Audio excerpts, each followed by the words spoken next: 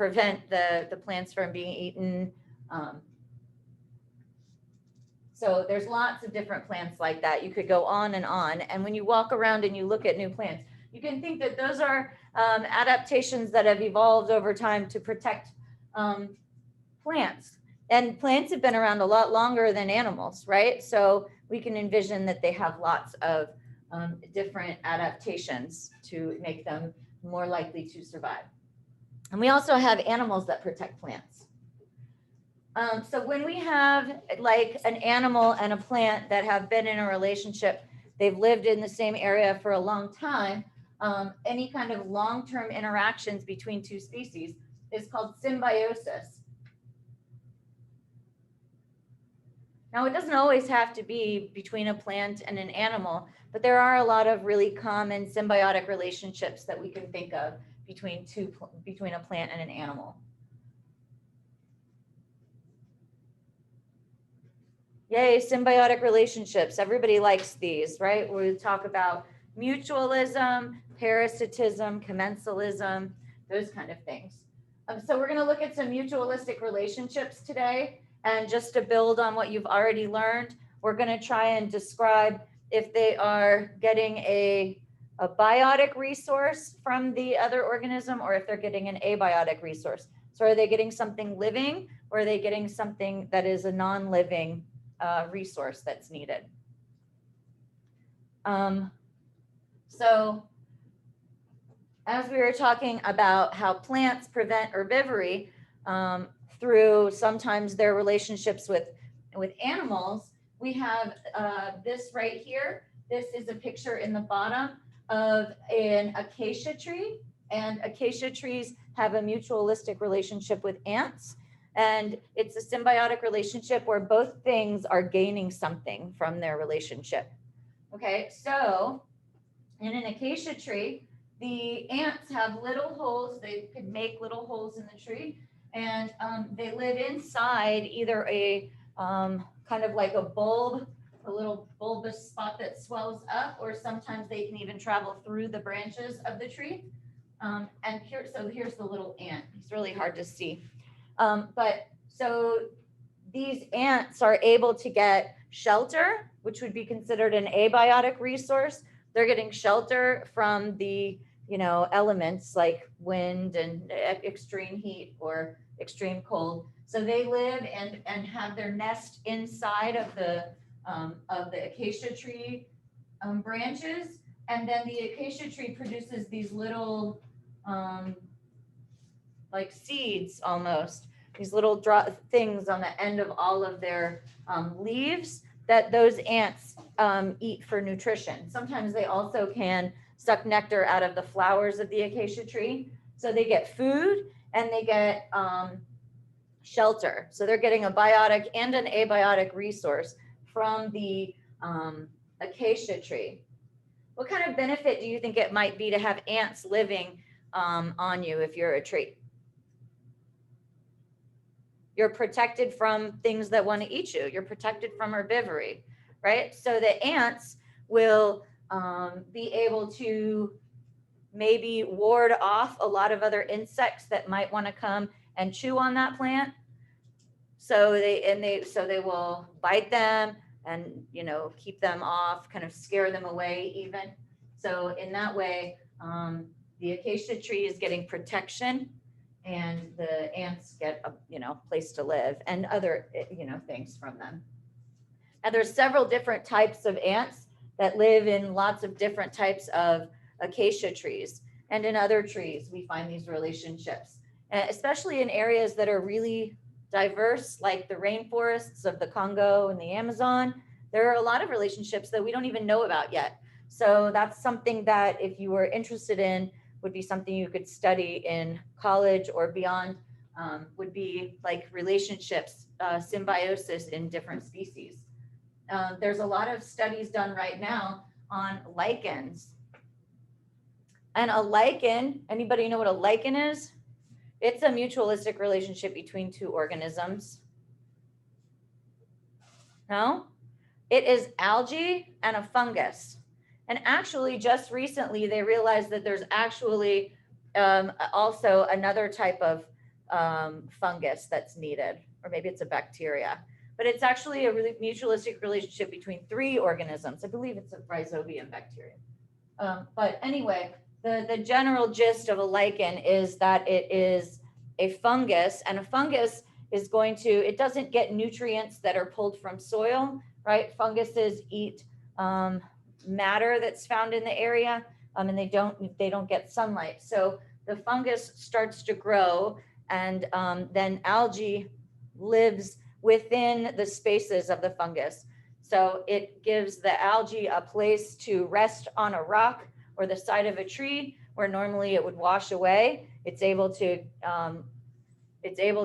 grow in the fibers of the fungus, and the fungus gets nutrients produced by photosynthesis from the algae.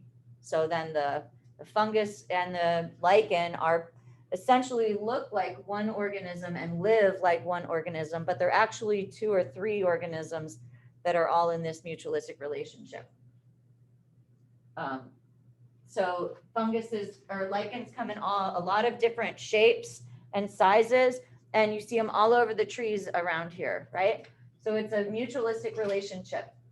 And why this is good is because that allows them to grow in areas where a fungus might not be able to get very many nutrients, right? Usually you find funguses in very moist conditions where there's a lot of decomposing material, under trees, in the grass, in forests and things where there's a lot of, especially when there's a lot of things that are dead or decaying.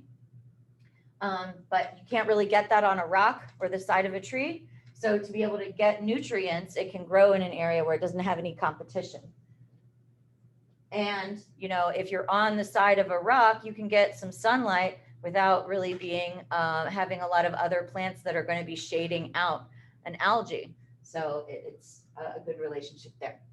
And over time, as these lichens begin to grow more, other organisms can colonize the area, and we end up with some mosses, and then they start to break apart that rock, and it's something that we'll talk about later, where it's the beginnings of soil formation or erosion of the rock through biotic means.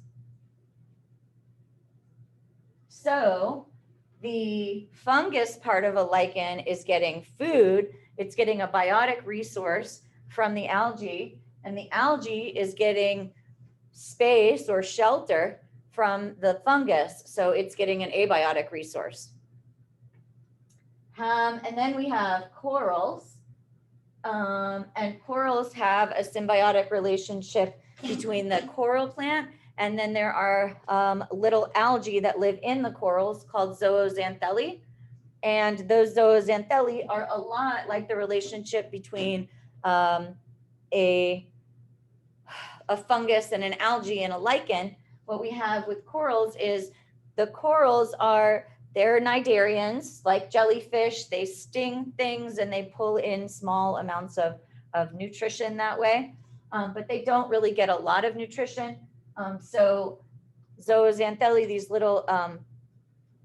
little algae, they grow inside of they're kind of colonized in the coral, gives it its beautiful bright colors, and that does photosynthesis, which in turn gives nutrients to the coral and allows it to grow.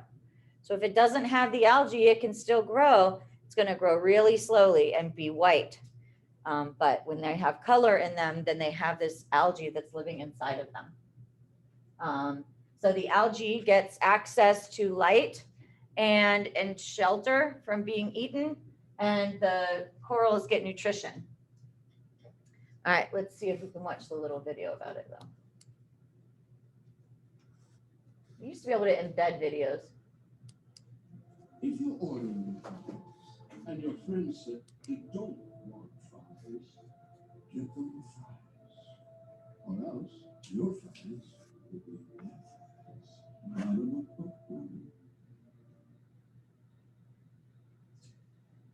My favorite thing about lichens is that they're always out there. So anytime you go on a walk, you can you go outside in the winter, you steam. This is not the video I thought it was, but here's some different lichens. Unlike the previous This guy is a lichen photographer. And the fungus produces a structure. And those two come together and they live in places where the individual parts of them couldn't. And that's what we thought of lichens for the last 150 years. The study was accepted in Science magazine, and Toby, the main author, they approached me and asked if I would do a photo for the cover.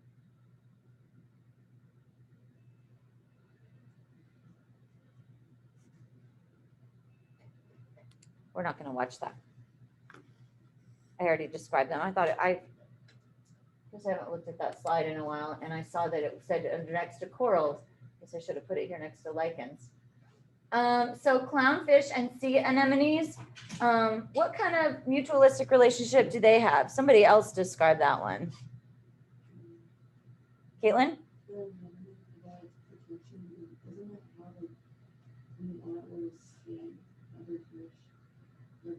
The anemone provides protection for the clownfish. That's what Caitlin said, so that say that again. Isn't the sea anemone, like, can it sting, but the clownfish has a protection from it? Yeah, so the anemone can sting any other fish that come near, and then it's able to get food, right? And what does the clownfish get? And the clownfish gets shelter, right? And the clownfish might actually provide some, nutrients for the anemone or vice versa with like leftovers of their food.